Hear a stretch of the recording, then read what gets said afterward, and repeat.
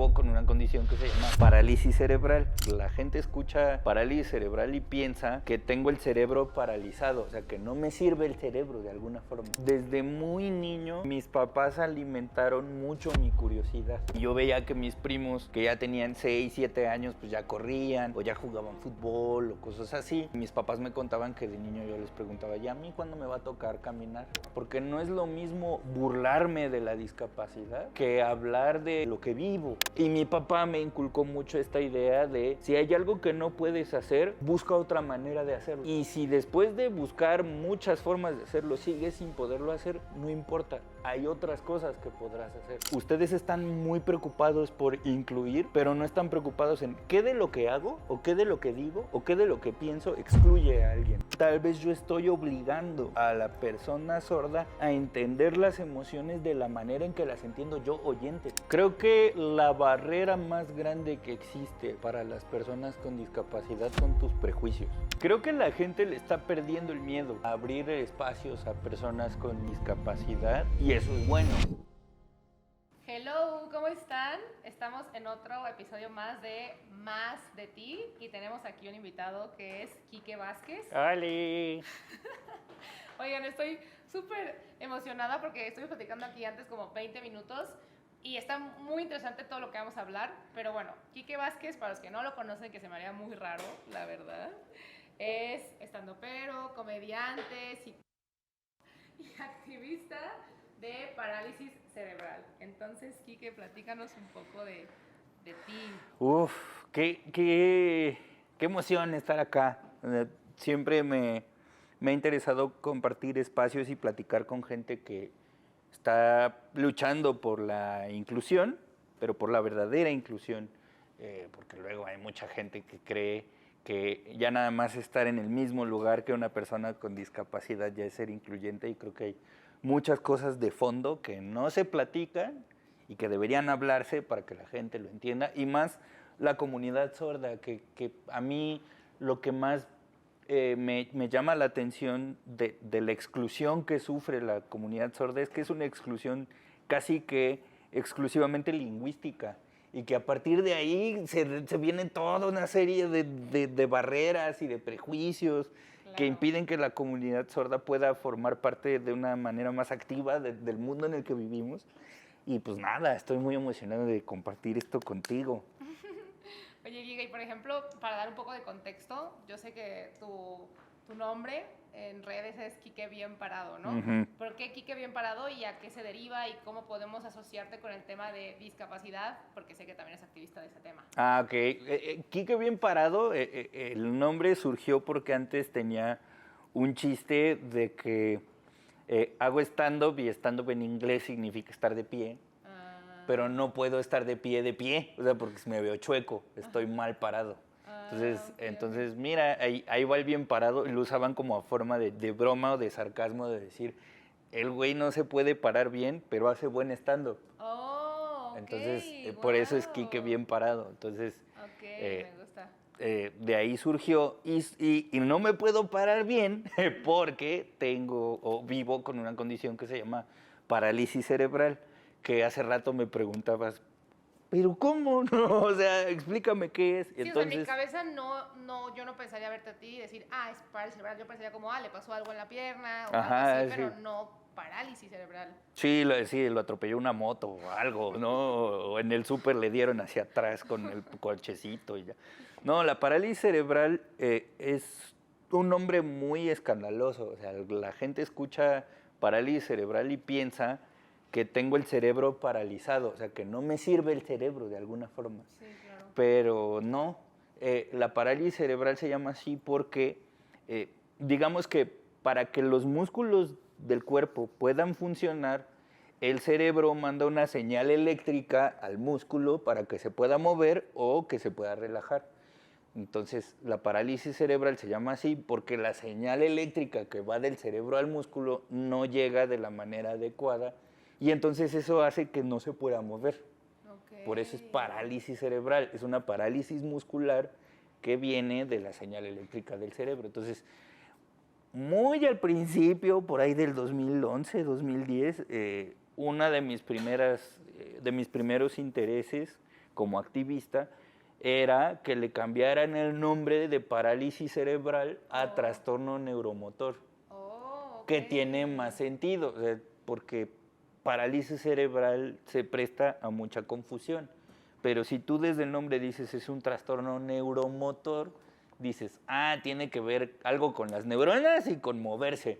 Y ya es menos confuso, pero pues no nos pelaron los médicos porque en ese entonces eran personas muy necias, que creían que tenían toda la razón en todo lo que hacían y no ha cambiado nada. Ya cambió muchísimo ahorita, ¿verdad? Ya los médicos son muy diferentes. Entonces, sí, justo por eso fue que me metí al activismo y que mi primer acercamiento al activismo era cambiar ese nombre. Ok, wow. ¿Y qué sientes, por ejemplo, volteando a ver a lo que haces hoy en día, que te ha ido muy bien? Sé que estás ahorita saliendo en una serie de Netflix. ¿Es una serie o película? Es una serie. Sí, es una serie, ajá. Sí. Y justamente que están con todo esto y que están visibilizando también a personas con discapacidad, ¿qué dirías tú que estás viendo hoy en día en la tele y en la parte de la representación que se está creando?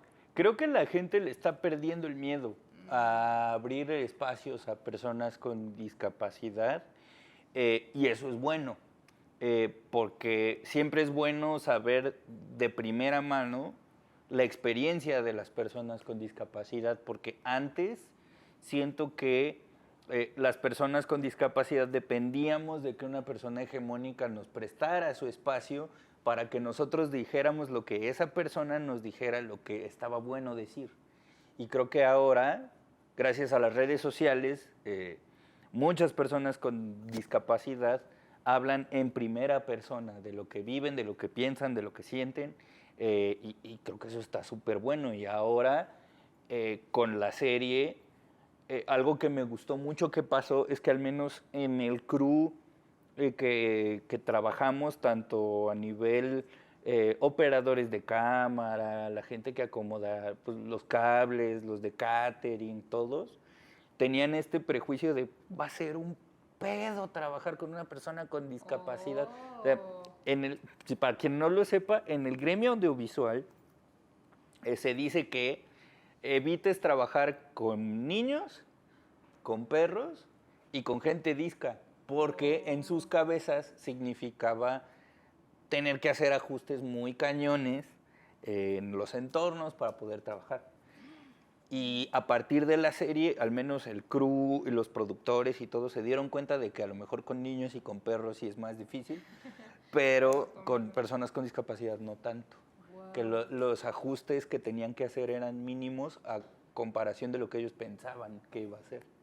Wow, y aparte ahorita está súper fuerte, o sea, yo por ejemplo voy y he visto que mucha gente la está viendo, que sí fue algo que a la gente le llamó la atención, creo que llegaron desde el humor, y no desde un lugar de, ay, pobrecitos, sino como un, ¿qué onda? Nos dedicamos a esto, pero quisiera preguntarte cómo le hicieron y cómo le hiciste para empezar a ser estandopero, pero enfocándote también en temas de discapacidad, porque siento que a veces creemos que a la gente no le interesa estos temas, ¿no? Entonces, ¿cómo lo fusionaste y lo convertiste en algo que es para todos? Creo que una idea que fue muy importante para mí fue que la maestra que me enseñó a hacer stand-up, que se llama Gloria Rodríguez, le doy tiempo a la intérprete para que deletre el nombre, ahí está, Gloria Rodríguez. Ella me dijo que el stand-up va de tener algo que decir y de decirlo con chistes. Y que la primera forma de hacer un chiste o la forma elemental de escribir un chiste al principio es hablar de ti, porque es el tema que dominas. No puedes hacer un chiste de un tema que no conozcas. Claro. Entonces, mi maestra dijo, lo que más conoces es a ti mismo, entonces haz chistes sobre ti. Y pues como yo toda mi vida he tenido parálisis cerebral, pues obviamente y mis primeros chistes iban a salir con respecto a lo que yo había vivido o a lo que yo había sentido o a cómo fue para mí, por ejemplo, ir a la escuela, o cómo en la universidad quería que subiera 3 pisos y yo al segundo piso decía, ¿y si ya no tomo clases? ¿No? O sea, como hablar de cosas, pero yo nunca tuve la intención, al menos al principio, de hablar específicamente del tema de la discapacidad. Yo lo veía como pues es lo que me toca vivir. Ok, claro. Claro. Y ya conforme fueron pasando los años, personas con discapacidad iban a mis shows a escuchar lo que yo iba a decir. Entonces, cuando yo bajaba del escenario, de repente me decían, no, pues es que yo al principio me daba pena salir a la calle, pero cuando te vi hacer stand-up, se me quitó la pena de salir. Porque si tú te paras en un escenario a hablar de lo que vives, yo por qué tendría que tener pena de salir a la tienda por un refresco y que se joda quien se tenga que joder.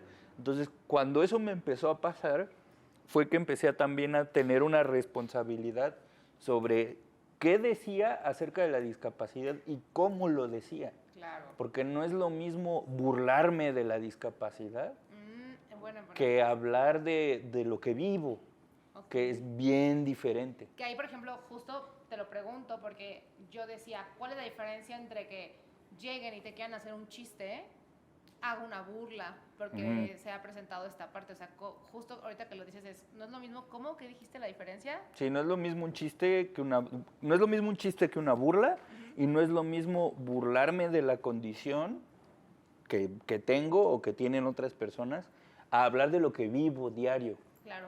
Y que también de risa, o sea, de contar claro. una historia de, pues me pasó esto y así. Sí, claro.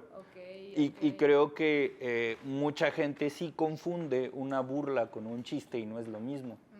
Ok. ¿Enseñas, por ejemplo, si burla y chiste, cómo es la diferencia? Chiste, Ajá. burla, es criticar y reírse. Qué bonita. Sí. Enseñas es más claro. No sé, sí, es más claro. Creo que a los oyentes no entienden la diferencia y enseñas es mucho más claro. Wow, claro, sí, exacto. Y siento que justamente va por ahí un poco. Y de hecho me gustaría que compartieras una historia de lo que hayas vivido, enfocado en cómo tú lo hablas en un stand-up, que es más un chiste que una burla. Yo, por ejemplo, hablo en un chiste de que en algún tiempo yo quería salir con una morra. Y entonces platicábamos y entonces ella me invitaba a la casa y antes de que empezaran los besuqueos y los arrumacos, ella me decía, no, quítate, es que para mí eres como Ken, eres un muñeco pero que no tiene nada aquí. Entonces es como, pues chale, o sea, realmente no me estoy burlando de mí, te estoy contando una situación que resulta chistosa, ¿no? Es como un... Sí, como, ¿por qué dijo eso? Ajá, exactamente. Ajá. Y ya yo remato el chiste diciendo, o sea, sí está chiquito, pero de eso a no tener hay diferencia, no seas llevada tú, o sea, pero justo el humor no se recarga aún. Y entonces el chueco trató de correr. No, es como, son cosas que vivo y que la gente no ve, porque justo no se acerca a ver cómo vive la vida una persona con parálisis cerebral, una persona sorda, una persona ciega, o sea, como que esos extractos de realidad la gente no los ve, claro, porque prefieren hacer chistes o juegos de palabras con ay, cómo corrió rápido, te crea, como que la gente se queda ahí. Y se ve como, sí se ve de burla. Ajá. Que a mí, por ejemplo, cuando yo he ido, a mi novia y a mí nos gusta ir mucho a lugares de que va a cenas y están de que haciendo comedia, ¿no? Stand-ups. Y en Monterrey hay varios. Entonces, cuando yo he visto que sí sacan de repente sobre personas sordas. Claro. Pero la neta, les confieso que cuando yo veo que van a decir algo de sordos, sí me pongo nerviosa. Claro. Como que es como que siento que me aprieta algo y de repente es de que, ok, no estuvo mal onda, sí pasa eso. Sí. Pero sí se siente siempre un miedo ándale, que no vayan a burlarse, pero sí que visibilicen. Y hay cosas que me ha pasado de que, qué cool que dijeron que sí es cierto, una persona sorda no puede hablar sin la luz prendida. Y se estaban burlando de que, pues sí es cierto, él solo tenía que prender la luz, apagarla, y ahí dije, pues sí, estás visibilizando, pero no te estás burlando. Exactamente, estás hablando de la situación que tienen que vivir y eso, además de ser chistoso, visibiliza cosas que a lo mejor la gente oyente no pensaría. Claro. Y no es como un no escuchó ni nada. Y ese como jalón que de repente se siente es porque básicamente tu comunidad, o sea, sí, pues tu comunidad materna es la sorda. Entonces, pues no te va a gustar que hablen mal de tu gente, como Sí, en cualquier exacto. persona. Sí, exacto, ya estás hablando exactamente. Que de hecho, ahorita que hablábamos de eso, de cómo hablas como de tu realidad, yo me acuerdo que una vez vi una plática, una TED Talk de una chava que contaba que ella, cuando era niña, jugaba con muñecas con sus amigas y que ella se acuerda que sus amigas le decían, oye, ¿por qué tu muñeca siempre va a terapia? Como que, ¿qué es terapia? Y que ella se acuerda que cuando la niña le preguntó qué era la terapia, ella se dio cuenta que ella era la única que iba a terapia de sus amigas, que no era algo normal, pero para ella había sido normal eso. Claro. Entonces es cuando empezamos a hablar hemos puesto etiquetas que ni siquiera les corresponden a ellos, porque igual yo tengo papás sordos, para mí jamás ha sido un tema donde yo me sienta mal por eso. Ajá. Y luego es de que, oye, ¿no te gustaría escuchar la voz de tu mamá? Y yo, pues no me muero Ajá. de ganas, o sea, no lo necesito Sí, porque puedo ver sus ojos y conecto a través de sus ojos, o sea, no lo necesito. claro. Y es que es esta creencia, o sea, ya me voy a poner ñoño y activista, o sea, hay algo en el gremio del activismo que se llama capacitismo, que es que todo lo que esté fuera de lo que yo considero normal debería corregirse. O sea, que si no oyes, que oigas, que si no caminas, que camines, que si no piensas a cierta velocidad, que aprendas a pensar rápido. O sea, que todo lo que yo considere normal, si no está, se debe corregir. En lugar de pensar que pues la gente ha vivido así su vida y preguntar cómo le ha hecho para vivir así su vida, Sí, ¿no? como que también tener esa curiosidad antes de ponerle etiqueta, o sea, también verlo como una diversidad de cómo le hará a esa persona y tener este interés, ¿no? Claro. Por ejemplo, tú, Kiki, ¿cómo fue tu infancia? O sea, ¿cómo fue el crecer con tus papás? ¿Cómo creciste? Fue muy chido porque creo que desde muy niño mis papás alimentaron mucho mi curiosidad.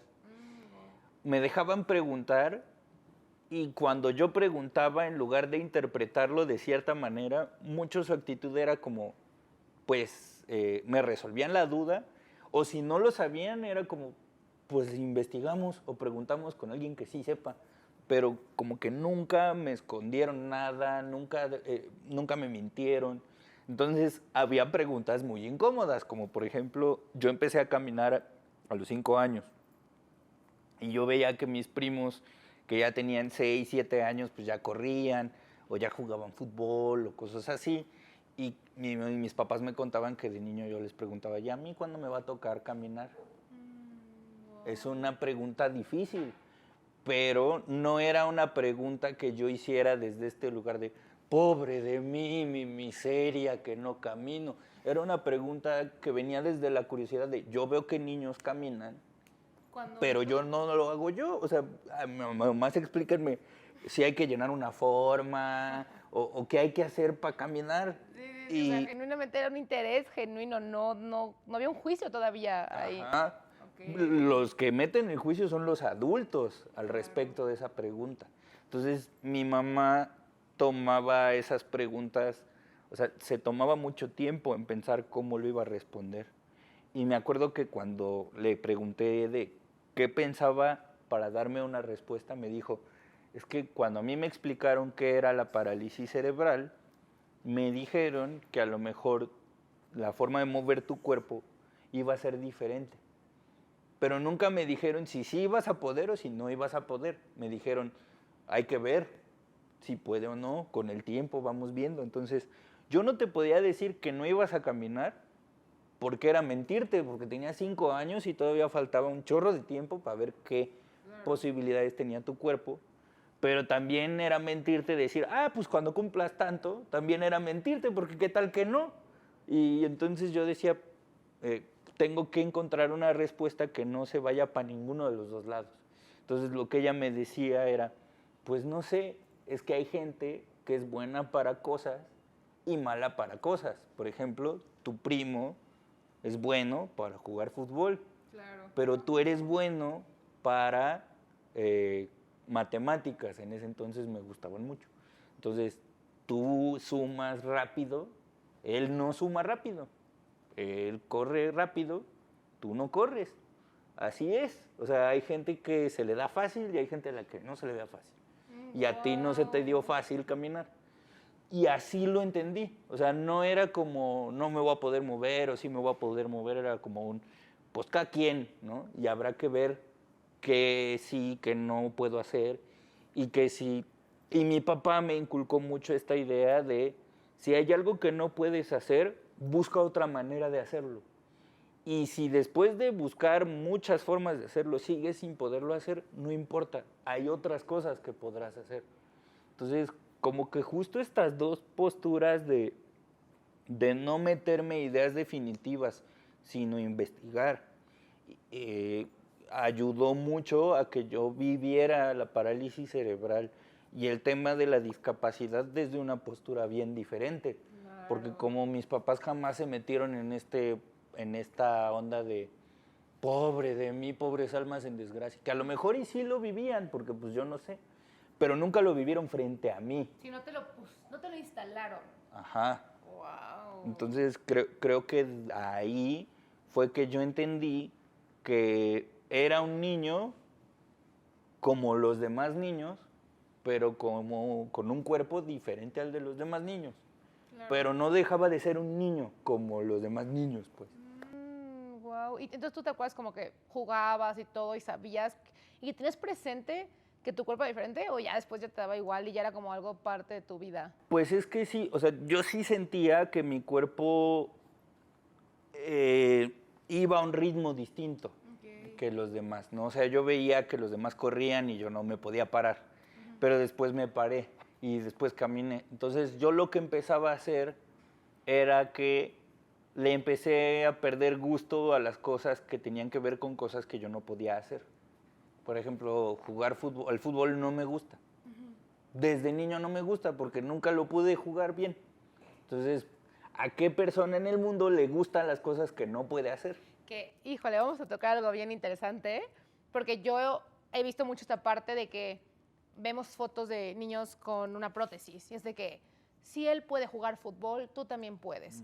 Ves a un niño con cáncer y si él es feliz, tú también puedes ser feliz. Como que le hemos dado un rol a las personas con discapacidad de inspiración, pero no los vemos trabajando y haciendo cosas de nuestro día a día. Es como si solamente su rol en la sociedad fuera inspirarnos. Justo. Y acabas de decir algo en lo que dices, a mí no me gusta el fútbol, a mí, por ejemplo, hay cosas que no me gustan porque al final o no podía hacerlas o no me latía. Por ejemplo, no sé francés. No me voy a ir a ver películas de francés que no tienen ni subtítulos porque ni me gustan y no es como que diga, ay, pobre de mí. O sea, es como lo mismo. O sea, se crea esta parte de, pues no es para mí. Y no importa, hay un chorro de cosas más que sí pueden ser para mí. Sí, claro, claro. Pero justo como que a la discapacidad se le pone en otro, como en otra categoría, ¿no? Como están las personas y estas personas, ¿no? Como si fueran de otro tipo de persona. Y pues no, a las personas con discapacidad nos interesan cosas y nos dejan de interesar otras como cualquier persona. Es eso que dices. Hay una activista australiana que murió, que se llamaba Stella Young. ¿Que tiene una TED? Sí, ese sí. Que tiene una TED que se llama No soy tu inspiración. Sí, justo. Y que justo habla de eso, Sí. que la gente cree que por nacer con una discapacidad ya es un logro existir, ¿no? Que ya está chido existir y que qué bueno que existes y que a pesar de todas las adversidades tú has salido adelante. Y dice, eso es un problema, porque eso hace que todas las barreras que impiden que las personas con discapacidad estemos en el mundo, no las quite nadie. Porque es como decir, gracias a esta barrera, es como decir, gracias a que los oyentes no aprenden lengua de señas, es que los sordos se pueden dar a entender. Claro. Y sí, pues gracias no, a eso, ajá. entre ellos. Ajá, y es como, pues no, el problema es que los oyentes no aprenden lengua de señas para facilitarle la vida a la comunidad sorda. Oye, Ese Quique, es el problema. ¿tú sabes lengua de señas? Sí. Oigan, Quique sabe muy bien lengua de señas. No, ya perdí práctica, estoy lento y así. No, antes sí, yo estaba interpretando así, disparando señas, muy alegre y muy contento. Ahorita ya olvidé muchas señas. Ay, sí. confundo, ¿Cómo? confundo señas, No es todo, cierto. todo Oiga, mal. está hablando perfectamente bien. Oye, pero a ver, dato interesante. Adivinen con quién aprendió señas Quique. Con mi papá. Estuvo muy interesante porque yo ya había visto a Quique en redes y fue de que, ay, qué padre lo que hace, y lo contacté y platicamos y lo invité. Y justamente yo mandé unos forms para asegurarme un poco de que la plática estuviera muy alineada a lo que son y no irme yo con justo esta parte de, seguro quiero hablar de esto. No. Y me puse, yo aprendí señas con Iram y me puso que hace mucho. Entonces dije, no, pues entonces Quique me ubica desde que yo soy una niña, porque yo estaba ahí metida también a veces. Sí, pues yo me acuerdo mucho, al principio solo éramos 4 o 5 personas. Estábamos Rodrigo, Daniela, Toño, Jessica y yo. Y de repente llegaba tu mamá contigo, con tu hermana, con las dos, y era como, voy a la tienda y te las dejo. Y nosotros así, bueno, y ellas qué, y Airam nos decía, ellas van a ser sus maestras. ¿Les decía eso? Sí. No es cierto. Y yo, ay, ¿en serio? Y ya Iram les dice, ve. Y empezaba a hablar con ustedes en señas y ustedes les contestaban en señas y los otros 5 así como, chale. O sea, nosotros llevamos meses estudiando y estas chamacas así, de la nada, ya hablan súper rápido. Yo creo que lo hacía como a manera de chiste pues miren, unas morras ya las rebasaron, ¿no? Pero justo me acuerdo, y además me acuerdo con mucho cariño de esa época, porque Iram siempre estuvo muy interesado en esta como unión de la cultura oyente y la cultura sorda. O sea, siempre tenía esta idea de, ustedes saben cosas que nosotros no sabemos, pero no es porque no podamos aprenderlas, es porque falta gente como ustedes que nos expliquen a nosotros cómo lo entienden ustedes, porque de entender entiendo y de saber hacer las cosas las hago, pero pues hay muchas cosas que no nos dicen porque hay gente que no le importa o que le da flojera. Y ustedes están aquí aprendiendo porque quieren mostrarles cosas a la comunidad sorda, y pues por eso nos daba clases. Entonces sus exámenes, me acuerdo que era como, vamos a un museo, que a él quería ir, ¿no? Cabe aclarar, un museo que él quería ir, pero nosotros, sus alumnos, éramos sus intérpretes, claro. Claro, es una forma muy, muy, muy inteligente de tener intérprete, gratis. Sí, claro, era muy divertido. Y siento que justamente esa parte de hablar de la capacidad, mucha gente dice que, es que la discapacidad, ¿no? Y es como, a ver, ¿qué capacidad tiene una persona? Yo creo que mi papá tiene una capacidad de asombro y de querer saber y de curiosidad que lo ha llevado a esto, al querer que la gente se sienta parte de, o sea, él no le va a dar pena con cualquier persona preguntarle como, oye, ¿qué significa esto? O les decía ahorita que es mucho de que estamos caminando y me dice, ¿está lloviendo? Y yo, sí. Y me dice, sí, me dice, ¿y cómo sabes? Y yo, porque suena el techo. Y me dice, ¿cómo se escucha? Tic, tic, tic. O, psh. Y yo, no, está fuertísimo. Y es como, ok. O sea, sí le interesa entender el sonido, pero no desde un lugar de, ay, qué triste, no entiendo, sino como pues quiero entender su mundo. O sea, como que sí lo ha visto como algo así. Entonces, bueno, justo quería tocar esta parte porque ahorita platicábamos de algo que pasó, Quique, que tú eres psicólogo. Uy, sí. Una vez mi papá te preguntaba de un tema que, bueno, te dejo a ti que cuentes la historia. Obviamente cuando empecé a estudiar con tu papá, empecé como con lo de siempre, ¿no? Que animales y los meses y los números y así. Y conforme vas avanzando se ponen más complejos los temas. Entonces creo que fue la primera vez que hizo el curso de medicina y psicología para sordos. Entonces, si llegaba una persona sorda al consultorio, cómo había que hablar o cuáles eran las señas más comunes para poder darle atención como se debe. Y empezamos a hablar de psiquiatría y de psicología, y de repente vi que las señas en psicología se limitaban mucho a las emociones y ya.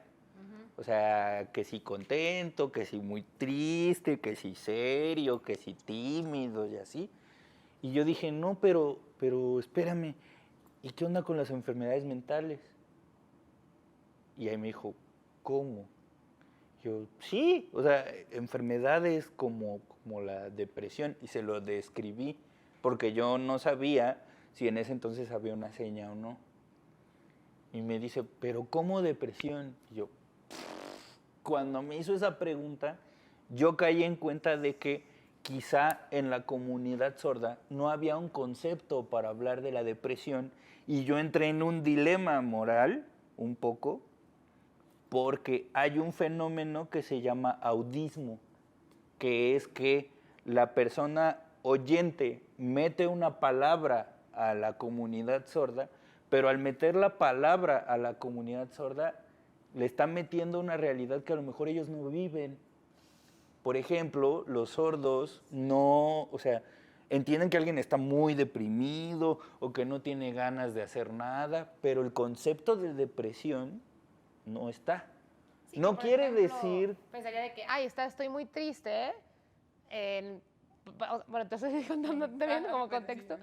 que es como, una persona dice como, está muy triste, dice como, ay, venga, vente, siéntete feliz, vamos, Ajá, y lo puedes eso. mover, pero una persona que tiene depresión ya es un tema de medicamento, de ir a Sí. terapia, o sea, justamente son las cosas en donde cambia, ¿verdad? Sí. Sí, y justo cuando él me hizo esa pregunta, yo dije, chale, ¿qué tal que en la comunidad sorda donde Irán vive no hay depresión? Literalmente no hay depresión, porque además la forma de entenderlo de Irán era justo así, de, si alguien está muy triste, pues nos vamos de fiesta, vamos por un café, platicamos, vamos a un museo, hacemos cosas, ¿no? Distráete. Ajá, y no es culpa de la comunidad sorda, sino que como oyente, tal vez yo estoy obligando a la persona sorda a entender las emociones de la manera en que las entiendo yo, oyente. Pero no que el sordo me explique, bueno, ¿y cómo haces cuando hay una persona que tiene estas características y que no encuentra cómo salir de esa situación? ¿Qué es lo que deberíamos hacer? Porque al final yo le expliqué que era depresión, pero se le expliqué desde esta onda de, en el cerebro hay un chorro de líquidos, ¿no? Químicos que están ahí. La depresión es que hay uno de esos químicos que se llama dopamina, el cerebro no la come, el cerebro no la absorbe, y eso se llama depresión. ¿Tú conoces personas con eso? Y me dijo, no. Pero justo es una oportunidad para decirle a la comunidad, o sea, para tú no meterte, porque en la comunidad oyente usamos tristeza y depresión indistintamente, y eso es un problema, porque entonces ya... Autodiagnosticada. Sí, sí, y entonces ya la gente confunde la tristeza con depresión, y entonces ya pues dicen, pues me tomo un, ¿cómo se llama esto? Un clona, ¿no? Un clona y a seguir, una lloradita y a seguirle, ¿no? Cosas así. Y el audismo lo que impide es, bueno, ¿cómo lo vive la comunidad sorda? Y entonces hay muchas cosas que, por ejemplo, la comunidad sorda podría confundir con depresión, cuando en realidad es resultado de que los han discriminado de que los tratan mal en un trabajo. Que ellos tienen que darse cuenta como oye, tú tienes el derecho de exigir un cambio, no de Exacto. deprimirte, no de sentirte triste, o sea, no lo confundas Ajá. con una depresión, porque eso que estás sintiendo no es justo. Ajá. O sea, ¿no? sí te pasa, sí está mal, pero no es justo, y tú puedes exigir que cambie. Exacto. Oye, eso está buenísimo. Sí, no es tu culpa, no, es que alguien te está haciendo injusto, te está discriminando. Entonces ahí sí sería, te puede dar depresión, pero sí puedes exigir un cambio. Sí. Que es darles esta diferencia de que también yo creo que la gente sorda ha perdido mucho el derecho a exigir. Sí. Como que no se sienten en el lugar de decir, oye, esto está mal, esto está bien.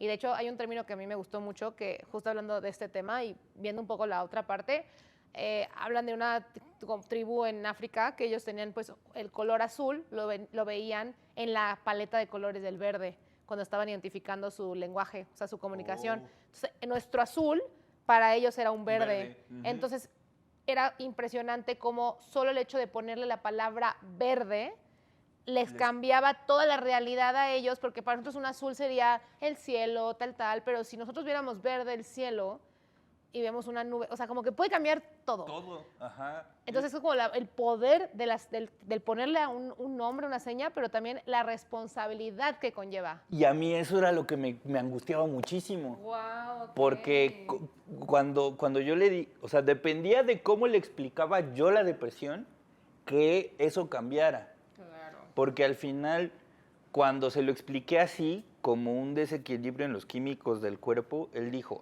no, pero para eso sí hay que ir al doctor y sí hay que ir al psiquiatra y así. Y dije, sí, eso, porque depresión no es tristecísima, no, pero justo muy poca, o sea, digamos que los oyentes de plano casi no lo hacemos, o sea, como que nos comemos lo que nos diga la gente. O sea, no investigamos, no cuestionamos, no preguntamos. Pero ahora una persona sorda que no puede preguntar, no porque no tenga curiosidad, sino porque no hay alguien que se lo explique. O sea, no hay manera de que una persona que esté dentro de la cultura sorda y que no sepa español entienda ese rollo. Claro. Entonces, hijo, para mí era una responsabilidad muy grande decir, chale, es que sí soy psicólogo y esto va más allá de cómo defino una palabra, es cómo le ayudo a definir esta realidad de la depresión. Es como meterle un verde a un verde que no existía. Sí, exacto. Oye, ¿y cómo lo haces para, o sea, ahorita ya no eres psicólogo, ya no das sesiones? Sí, sí doy sesión, ya no con la misma regularidad que lo hacía antes, pero sí. Pero ahora casi que me dedico específicamente a brindar atención psicológica a personas con discapacidad, específicamente. Ok, pero por ejemplo, fusionándolo un poco con que, ok, ahora todo el tema de los stand-ups, has crecido mucho, te está yendo muy bien, ¿cómo podrías o cómo lo has llevado esa parte también de esta responsabilidad y esta conciencia que tienes a los stand-ups? O sea, ¿sí lo ves ligado? Sí, sí, sobre todo porque he utilizado el stand-up como una manera de explicar a las personas cosas que creen que es psicología pero no es, o cosas que no creen que sean psicología pero sí son. Entonces hago muchos chistes con prejuicios que tiene la gente acerca de la salud mental. Hay uno que dice que estudié 8 años psicología, estudié 8 años. 8 largos, putos, pinches, perros, puercos años. Estudié psicología. Pregúntame para qué. ¿Para qué? Para que la gente prefiera ir al coaching. Entonces, todo el chiste va de claro, que te desfalquen vas al coaching. ¡No! ¡No lo haga, compa! ¡Mándelo a la vez! No, no es cierto, no es cierto. No. Pero justo hago un chiste diciendo, ¿por qué la gente se mete con líderes de sectas? ¿No? O sea, y les da millones así. Cuando solo puede, o sea, con una vez a la semana, con un psicólogo que te cobre 1,000 pesos, 800 pesos. Que no hay módulos, que vamos al ritmo que tú quieres, que hablamos de los temas que tú quieres. ¿Por qué es más lógico en la cabeza de alguien hacer esa cosa y no ir a terapia? O sea, hago chistes como esos. O estudié 8 años psicología, pregúntame para qué. ¿Para qué? Para que mi mejor amiga, doctora en psicología, me diga, acompáñame que me lean la mano. Porque sospecho que mi marido me es infiel. Es como claro, la señora que lee un pedazo de cartón ahí va a tener más habilidades que una persona que estudió 8 perros años para hacer eso. Entonces, uso mucho humor como para ver como todas estas incongruencias que la gente hace comúnmente, pero no se detiene a pensar, pues sí, ¿verdad? No, o sea, pues sí, o sea, justo. Y también ha ayudado para decir, por eso no funcionaba. O sea, ha habido muchas Sí, que la gente le hace clic como o sea, estás informando, pero sin una postura formal, seria. Es como desde la risa donde la gente es más.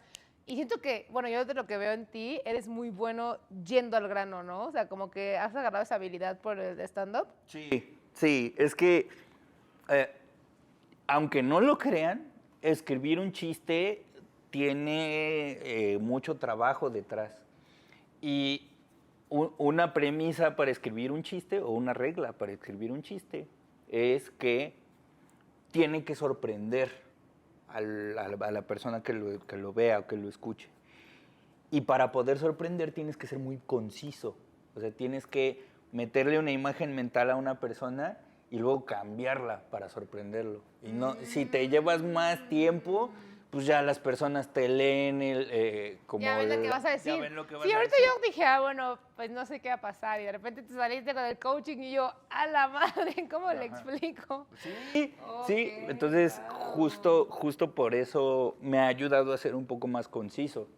Porque pues, ¿cómo sorprendes si no eres capaz de usar las palabras exactas para meterle una idea a una persona que se vaya para un lado y que lo puedas llevar para otro al final? Que también siento que un poco pasa eso en las señas. Sí. O sea, la lengua de señas es súper de visual y va al punto y también darle un poco de explicación de que, por ejemplo, Daniel Maya ayer nos decía de que, por ejemplo, una seña de que hace así de que una pistola le dispara, que es un pájaro y que lo ven y le disparan y... O sea, no dijo se murió, vio, o sea, hizo esta parte. Entonces es como un Claro. juego en donde la gente es muy atractivo la comunicación, o sea, no es solamente de escuchar y ya. Sí, porque cualquier forma de comunicación es interactiva. O sea, no solo tiene que ver con lo que dices, sino también tiene que ver con cómo involucras a la persona a la que le estás diciendo las cosas.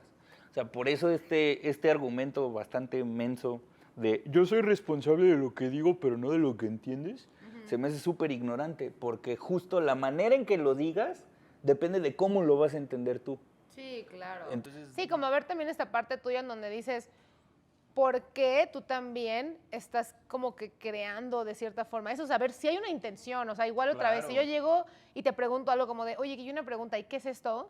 Aún, oye, ¿y qué es eso? Se siente un Ajá, güey, vienes exacto. con puro juicio, no tengo ganas de lidiar con gente como tú que nomás viene por morbo y no porque realmente le interese. Y creo que igual a mí, por ejemplo, la pregunta que me caga que me hagan, de todas las que me pueden hacer, es cuando me preguntan, oye, ¿tú puedes tener hijos sordos?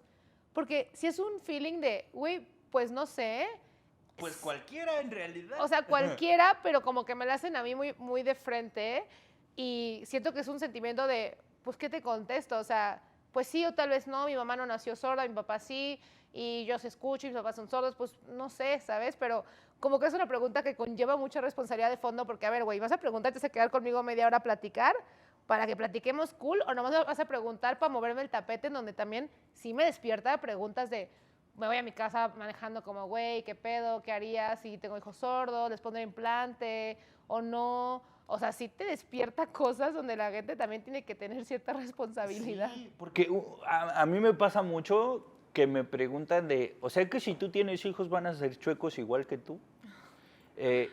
Y más allá de preguntarme qué contesto, mi pregunta va mucho sobre qué intención tuvo al preguntarme esta cosa. O sea, ¿por qué quieres saber? ¿Vamos a coger? ¿Quieres que te deje la semilla? ¿Por qué pregunta? O sea, es como... Sí, o sea, sí es como...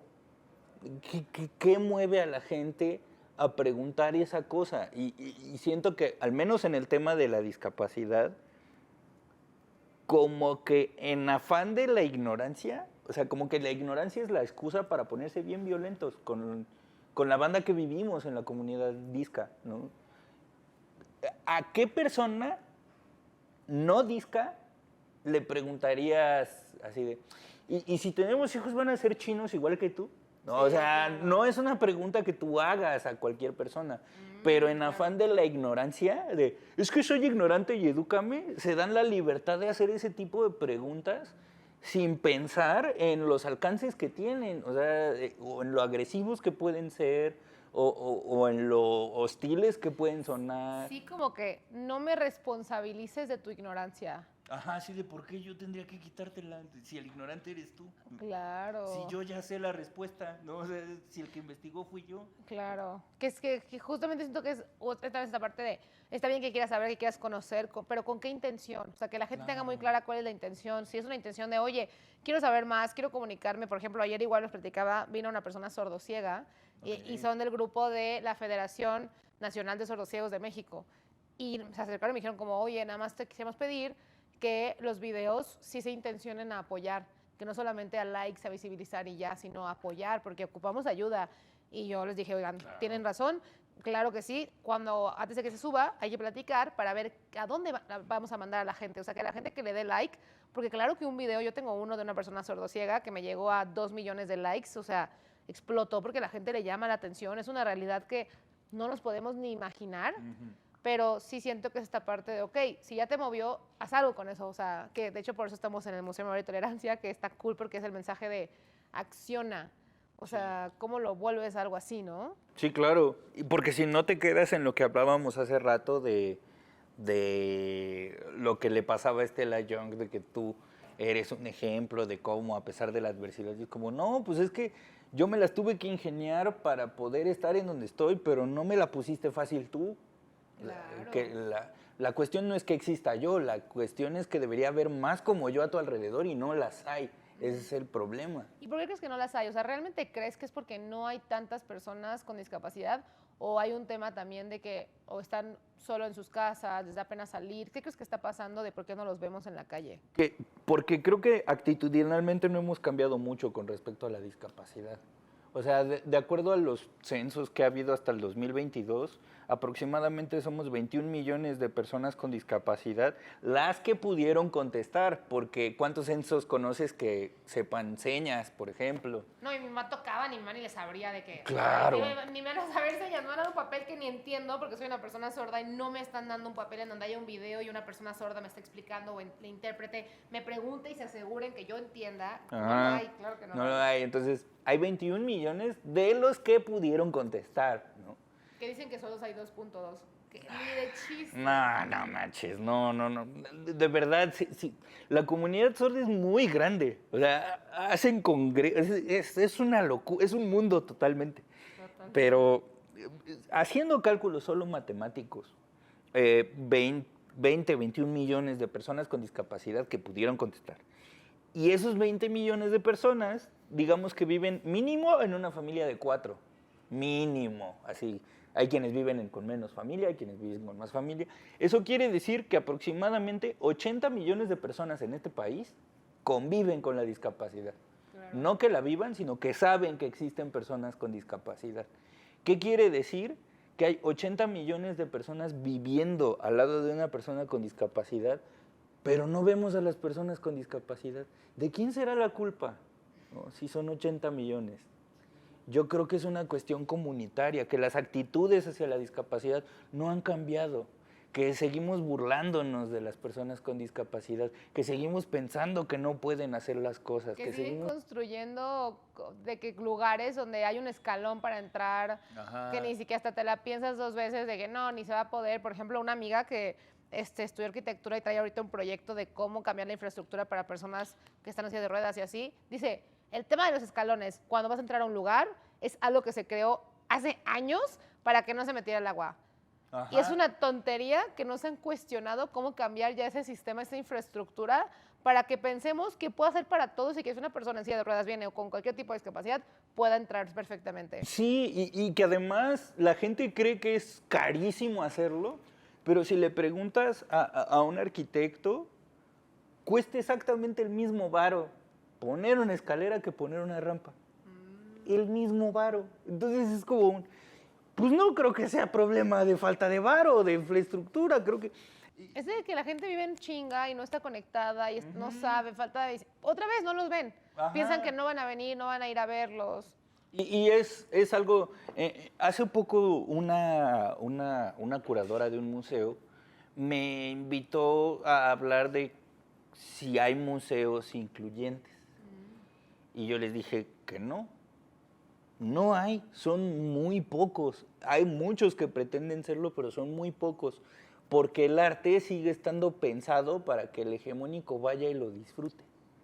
No se ha pensado en el arte o en la museografía como algo interactivo, como que cualquier persona que pueda entrar en un museo puede entender de qué va, sea sordo, sea ciego, seas una persona con una neurodivergencia, con una discapacidad intelectual, seas quien seas, poder experimentar lo que se supone que la exposición tiene que mostrar. Pero justo es por esta idea de no van a venir, y yo les volteé la pregunta así de, ¿y por qué no van a tu museo? ¿Porque no pueden ir o porque no tienen nada interesante que ver ahí? Sí, porque no fue creado para ellos. ¿Cómo van a ir si no está creado para ellos? Créalo para ellos y vas a estar con todos ahí, que es lo que yo digo mucho en las campañas cuando caen, que buscan a la gente sorda y es como, ah, sí, lo hago por activismo. Y yo, pues nomás te aviso que son una comunidad bien unida, que si una empresa de cualquier tipo, un banco o algo así, le habla a esa comunidad y lo hace bien, se va a jalar a todas las personas. Y antes, yo creo que son como unos 6 millones, o sea, aprox. No es un dato real, no me vayan a decir nada, pero... Mínimo, o sea, de los que sabemos que pueden ser, o sea, porque puede haber muchas más por que ejemplo, no ahorita sabemos. La cofundadora del museo de acá es una persona con pérdida auditiva, pero no sabe lengua de señas y habla perfectamente. Ella, te aseguro que en un censo no creo que ponga, es una persona sorda, porque no es sorda. Claro. Y no tiene problema del lenguaje. O sea, ella tiene una baja audición, pero en las estadísticas incluso está mal preguntado. Entonces, claro que dicen que hay menos, pero bueno, el punto aquí es cuántas posibilidades se pueden abrir, pero no lo quieren hacer porque creen que no la va a haber, pero sí la va a haber, definitivamente. Y justo un ejemplo de lo que estás poniendo es un ejemplo que yo suelo hacer cuando me piden ir a una conferencia y hablar sobre discapacidad desde este modelo más social.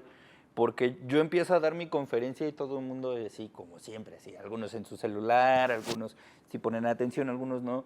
Y de repente, cuando les digo que la discapacidad es una práctica, o sea, no es algo que esté en el cuerpo, sino es una práctica que alguien ejecuta activamente, ¡Hala! ¡Wow! se quedan así como, ¿qué? Y entonces yo empiezo a hablar a señas.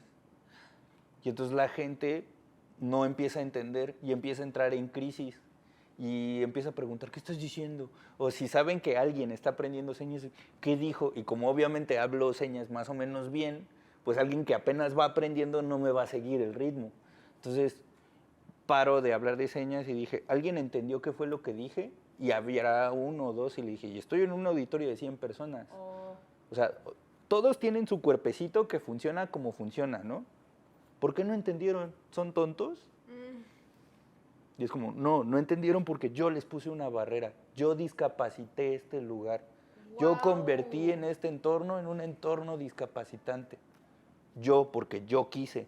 Y así como eso, todos los días, todas las personas con discapacidad vivimos eso, los entornos discapacitantes. Pero ustedes están muy preocupados por incluir, pero no están preocupados en qué de lo que hago, o qué de lo que digo, o qué de lo que pienso excluye a alguien. No, están más preocupados por colgarse la medalla de la inclusión en lugar de pensar, ¿qué de lo que hago puede estar dejando afuera a alguien? Porque incluidos estamos todos estamos en la sociedad. No necesito de ti para vivir. Yo ya me las ingenié, yo ya hice mi parte para estar en el mundo. Y por ejemplo, tu papá o muchos amigos y amigas que me presentó eran un ejemplo de eso. Yo me acuerdo de una amiga de él, que no recuerdo su nombre, creo que Gaby, que trabajaba de curadora en un museo. Pero no le pagaban igual porque pues es sorda, y a una sorda no le puedo pagar igual. Entonces, claro, porque es sordita y no puede hacer el mismo trabajo, cuando ser curadora en un museo y ser sorda es una ventaja porque nada te distrae. Exacto. No, de hecho, dato interesante, en Camboya ponen a gente sorda a hacer las reconstrucciones de todos los templos porque dicen que como son sordos no se distraen y para ellos sus templos son súper preciados. Entonces son los sordos los que reconstruyen y los que pintan. Y seguramente tendrán un detalle visual mucho mayor a las personas oyentes porque los sordos son súper visuales, ponen atención a mínimos detalles. Por ejemplo, mi mamá no escucha nada. Y mucha gente me ha puesto en mis videos, no, es que tu mamá si no escucha, no haya de manejar, qué peligro que esté manejando. Y yo, ¿cómo te explico que mi mamá vamos manejando y por el retrovisor, desde antes que la gente oyente se dé cuenta que viene una ambulancia, ya se dio cuenta porque captó que los coches se están abriendo? Así que es un tema de, no es la audición, es también factores visuales, donde ella se da cuenta de cosas. También, por ejemplo, cuando alguien está mal, yo con mi papá llegaba y le decía, oye, mira a esa persona, porque también es como despertarles esta curiosidad a ellos y que la gente la tenga, porque si no la tienes y no la abres, no se puede. Y le digo, mira a esta persona, ¿qué sientes cuando la ves? Se ve, me dice, pues se ve buena onda. Yo, no, velo bien. ¿Qué sientes? No, pues como que le importa mucho el dinero y como que las cosas las hace por dinero. Y yo, sí te das cuenta, ¿verdad? Sí se siente. Y me dice, sí. Y le digo, sí, mira, eso es algo que a veces con las personas nos damos cuenta. Y sí confía en eso. No los etiquetes porque puede que sea una persona que está trabajando con eso y que hay que respetar, pero sí confía en esta parte de que tú sí te das cuenta de eso y desarróllalo. Y es llevar a la gente también a capacitarla a un, güey, sí puedes cobrar por eso. Y que tenga un amigo que le diga, oye, no, ¿por qué está cobrando menos por ser una persona sorda? También es parte de la comunidad de, no hay que permitir estos espacios, ¿no? Sí. Y que esta clase de prejuicios vienen, ya hablamos de capacitismo, ¿no? Que es un término que se usa en el activismo y en el academicismo de la banda disca, pero hay otro concepto muy claro que se llama integridad física obligatoria. Ese concepto raro que acabo de decir significa que hay un cuerpo y un funcionamiento del cuerpo que es el que debería ser normal. Y si no es normal, entonces ya tengo derecho a tratarte mal o a excluirte. Por más parecido a mí que seas, como no tienes esta integridad física obligatoria, ya me das derecho a mí de no tratarte igual que yo. Y eso lo viven mucho las personas sordas y me duele porque hay personas sordas muy capaces de hacer lo que ellos quieren hacer además, pero por este prejuicio bastante tonto de la integridad física obligatoria es que no los dejan. Cuando yo te podría decir que al menos en mi experiencia tu papá es un gran profesor de idiomas. Sí. Mejor profesor de idiomas que muchos profesores de otros idiomas como de inglés o francés o lo que sea. Tu papá no solo me metió a la lengua de señas, sino me metió a entender la cultura sorda. Entonces, eso me llevaba, por ejemplo, a hacerle preguntas del tipo, ¿por qué la seña de agua es esta y no así, o así, o así, o por qué así? Y él me decía, no, pues es que antes, ¿no? Cuando empezaba a enseñarse la lengua de señas, me decía, acuérdate que antes era francesa, era francés. Y entonces allá en Francia el agua la sacaban de una cosa que le hacían así, ¿no? Y el agua salía por el otro lado y ya te servías agua y te la tomabas. Y por eso la señal de agua es así, por la palanquita esa. Yo, no mames, qué hermoso. O sea, pero vamos, yo nunca había tenido un profesor de idiomas que se tomara el tiempo de explicarme por qué una palabra, o en este caso una seña, es así. Claro. O la diferencia de jirafa y llama, que es por el hocico. ¿No? O sea, cosas así. Entonces, este prejuicio de la integridad física obligatoria es esta idea que tenemos como preinstalada en la cabeza de que si una persona no se ve o no funciona como me dijeron que era lo normal, entonces ya tengo derecho a no tratarla como persona. Pues tengo derecho a tratarla como un algo. Y uso a la comunidad sorda como ejemplo porque es la más evidente. O sea, que su problema totalmente es... O sea, yo sostengo que su problema es lingüístico, o sea, porque en realidad lo pueden hacer todo.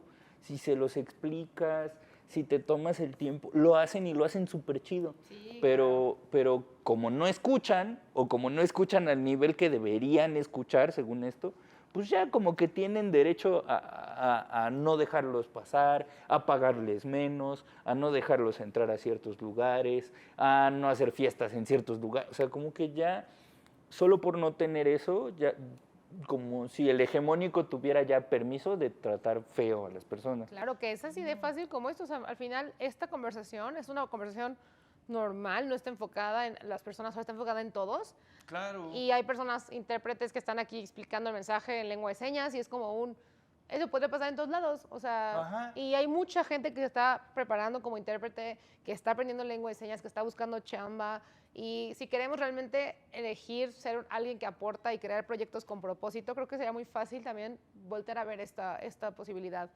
Entonces está muy interesante, pero wow.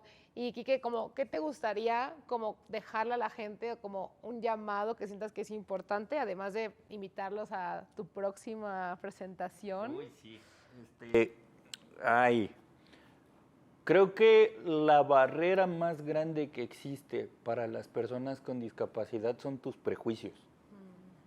Entonces, lo primero que hay que hacer es asume que lo que sabes sobre la discapacidad está mal, porque está mal, porque la mayoría de las personas se van con lo que han oído en medios de comunicación, tanto tradicionales como digitales, con lo que les han dicho en una escuela, pero no han convivido con las personas con discapacidad. Asuman que lo que saben sobre discapacidad está mal y déjense guiar por la curiosidad y acérquense a la comunidad con discapacidad. Y ahí se van a dar cuenta que el pedo es actitudinal. O sea, porque al final una escalera la puedes brincar, ¿no? Un hoyo lo puedes saltar, puedes pedir que te amplíen una silla, pero nada de eso va a pasar si las personas seguimos teniendo esta actitud tan nociva hacia la discapacidad. Entonces, asuman que lo que saben de la discapacidad está mal y acérquense con la curiosidad e infórmense desde la experiencia y desde la vida de las personas con discapacidad, y ahí se van a dar cuenta de que hay todo un mundo bien diferente al que no han tenido acceso solo porque no se dejaron llevar por esta curiosidad de ¿y cómo le hacen, no? ¿Y qué pasaría así? Entonces yo creo que un llamado a la acción sería ese, ¿no? Que asuman que no saben nada del tema de la discapacidad y empiécense a interesar por cómo vive la vida una persona con discapacidad y investiguen sobre autores discas sobre el tema, ¿no? Está muy increíble. Investiguen sobre autores discas. Hay muchas autoras y muchos autores con discapacidad que tienen libros muy chidos. Ixta Guerra tiene un libro que se llama Anarquía y Anticapacitismo, que es un fanzine chiquitito, que está bien bonito.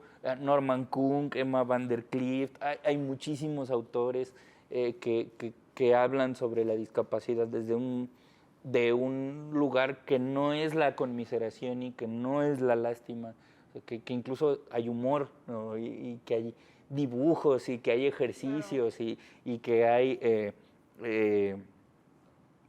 como cosas que acercan la experiencia de las personas con discapacidad a algo más humano. Y pues los invitaría, yo siempre, en todos lados a donde estoy y que llegamos a tocar el tema de la discapacidad, invito a la gente a ver un documental que se llama Crip Camp, que está en Netflix. Véanlo, por favor, véanlo, para que entiendan que el tema de la discapacidad es un tema social, es un tema comunitario, y ese documental lo deja súper claro. Y pues creo que eso es lo que le pediría a la banda que está viendo esta entrevista. Sí, pues que me sigan en redes para que se enteren de todo lo que viene. Me encanta. Pues muchas gracias, Quique, qué emoción. Y pues esperamos que les haya encantado. Hay mucha información interesante, hasta clase de cómo hacer un buen stand-up. Pero bueno, pues muchas gracias, Quique, gracias por estar aquí. Gracias por Nos vemos invitarme. en el siguiente.